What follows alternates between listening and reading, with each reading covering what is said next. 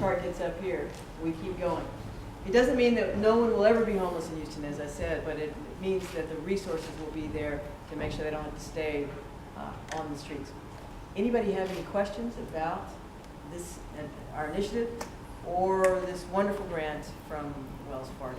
Mayor, how does a person get qualified to be part of this program as a homeless person, and how long will they be able to stay in one of these shelter homes? Is it permanent? Some of them need permanent supportive housing. That's why that's important. Some of them need transitional housing. So one of the important activities as part of our plan was to put in place a coordinated placement system. And so that system actually allows us, as we encounter an individual, to determine very quickly if they need permanent supportive housing based on meeting particular definitions related to having a significant disability and having been on the streets for a long period of time. And once we identify that, we've now developed a system that allows us in real time to know the availability of permanent supportive housing and to help offer some choice to those individuals about which type of unit they would like to go into, but also a unit that's tailored to their unique needs. So that's really the system that we've put in place, and it's about ready to go live here within the next 30 days or so, which will dramatically increase our ability to encounter much more, a greater number of homeless Houstonians, whereas right now it's really just who we encounter on foot through our outreach. And so as far as the length of time in permanent supportive housing, it is permanent as it's implied. So it is lease-based housing. Individuals have the ability to have a year lease and to renew that lease as appropriate. And so the average length of stay in permanent supportive housing kind of nationally is 3 to 4 years. So it really allows us to provide the types of supportive services that are necessary for folks to really begin to stabilize.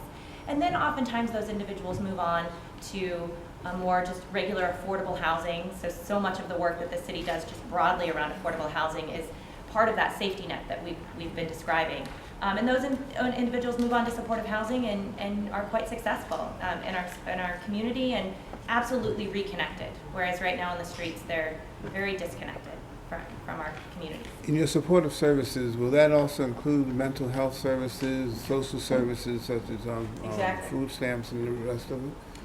Yeah, I mean, that's exactly the service plan that we've put in place. So we have developed integrated care teams, which include primary health care, behavioral health care, and the kinds of social supports that you just described: case management, life skills, recreational activities, educational opportunities.